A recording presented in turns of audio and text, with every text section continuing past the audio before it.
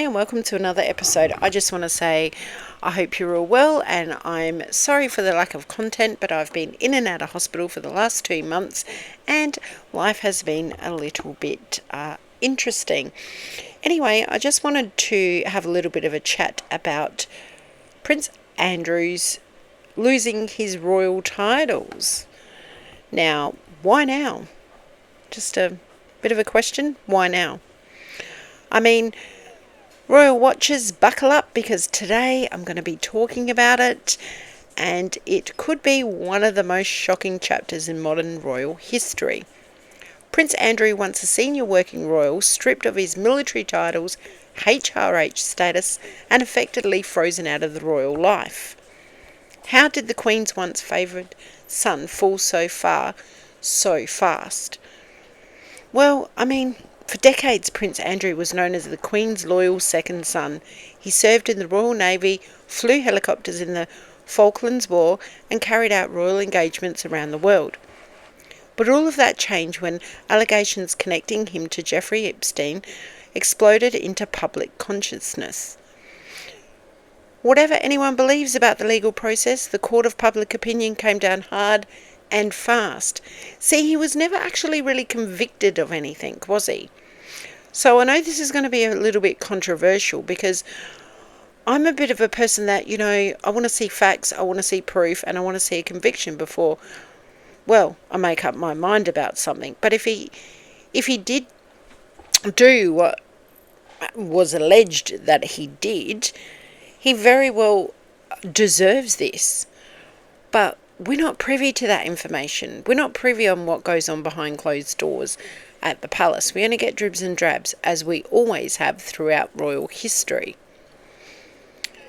Then came that infamous BBC Newsnight interview in 2019, an interview that was meant to clear his name, basically.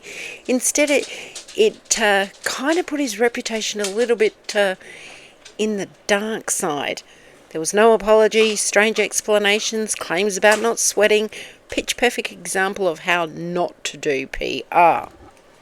His public image, once royal and respectable, suddenly turned into a global punchline. In January 2022, Buckingham Palace issued a statement that felt like a thunderclap. Prince Andrew's military titles and royal patronages were returned to the Queen. He would no longer use the title His Royal Highness in any official capacity. The Queen herself, his mother, removed his royal privileges, because of course the crown has to come first. That's it doesn't really happen, does it? And then the wording that struck the world: he will continue not to undertake any public duties. Andrew was being cut off publicly and institutionally. The palace needed to protect the crown. The Queen needed to protect the monarchy's stability, of course. The firm closed ranks and Andrew was out. Not long after losing his titles, Andrew reached a financial settlement in a civil case. No trial, no courtroom showdown, a quiet arrangement behind closed doors. And while the settlement avoided legal spectacle, it didn't restore his standing. The public had made up its mind. And see, that's where I have a little bit of a problem, because it's the public that's made up its mind. I'm not sticking up for him and I'm not against him, but there was no conviction. The monarchy had moved on, and Andrew faded from royal life, living mostly at Royal Lodge in Windsor, shielded from the spotlight. Can Prince Andrew ever come back? Absolutely not now. There is simply no pathways to royal rehabilitation. King Charles is focused on a slimmed-down monarchy. Public trust is more fragile than ever, and the firm cannot risk outrage or distraction.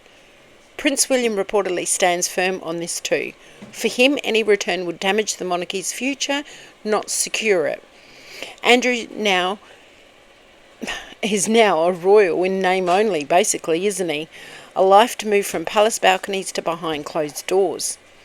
This moment wasn't just about Prince Andrew, it was about the crown protecting itself. For centuries, the monarchy has survived because it adapts when necessary.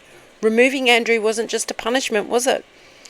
It's in, it's got to be in survival mode at the moment. It's a survival move at present.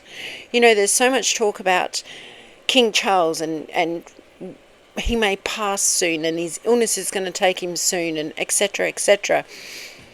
I like King Charles. Yes, he's made his mistakes, but everybody makes mistakes. Everybody, in the whole world, we're not all squeaky clean.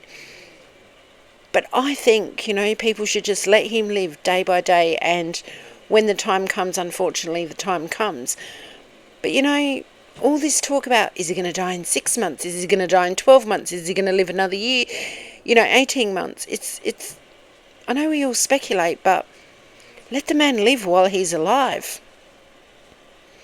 This is a clear signal to the public. No one is above accountability, not even the Queen's son. The monarchy's message was clear. Tradition matters, but reputations matters more.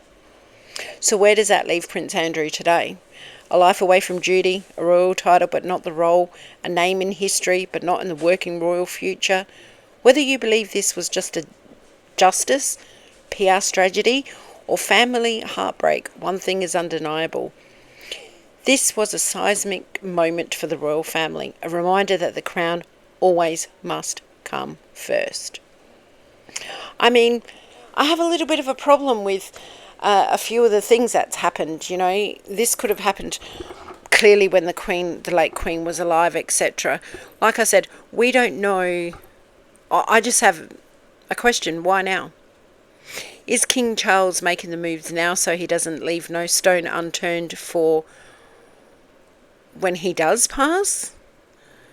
I mean, it's everywhere in the newspapers. And Harry and Meghan, are they shitting themselves? Or they are going, well, we've never done anything like that. We're safe. You see, the thing is, we don't know what happened with Andrew. We can just speculate on what we've been told. No conviction. What we can say and what we have seen with our own eyes is the absolute frickin' disrespect Harry and Meghan have had for the royal family, especially the late Queen and the late Prince Philip. I mean, Meghan saying that the show must go on with Oprah because, of course, a 99-year-old man couldn't possibly be sick and be on the brink of death. Oh, God, no. And they disgraced the family with that interview with Oprah. Who forgets or how can we forget her mocking the Queen with that stupid curtsy? And also, I don't wear hats, I'm American. When clearly she wore hats when she was on the yacht, and clearly she wears hats all the time now. But no, just because there was a protocol, and obviously she was a working royal at the time, and there was a uniform policy that they must adhere to. Oh no, she wouldn't do that for the Queen, would she? So if she was a nurse, she wasn't going to wear the scrubs. If a doctor goes in with their gym wear, is that okay to go into surgery? It was her work uniform, yet she absolutely wouldn't do what the Queen said. All the disrespect towards the Queen, and of course the alleged her carrying baby bumps, the biggest fraud in history. Why are these two not held accountable? The pompous little prick and his slapper of a wife are getting away with disrespect time and time and time again that we can all see. We can all see it play out. But yet, Andrew is getting slapped and slapped and slapped for something we don't even know the truth about. I mean, if it was true, he would have been convicted. If it's not true, why? Where's the proof? Where's the solid proof? Like I said, I'm not sticking up for him. I'm not for him. I'm not against him. But he's had a really hard slog, hasn't he?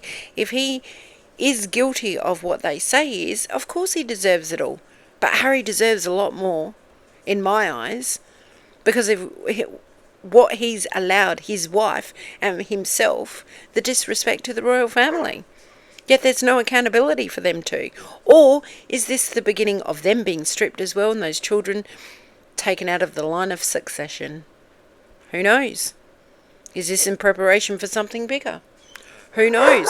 Because I remain with the question of, why now? Why wasn't it done at the time? I mean, you give me your thoughts and opinions, because so many questions surrounding this, and why are Harry and Meghan not being held accountable for what they've done to the royal family? That's my question to you. Anyhow, have yourself a lovely day or evening. I hope you're all well. I look forward to reading your comments down below. Take good care, and bye for now.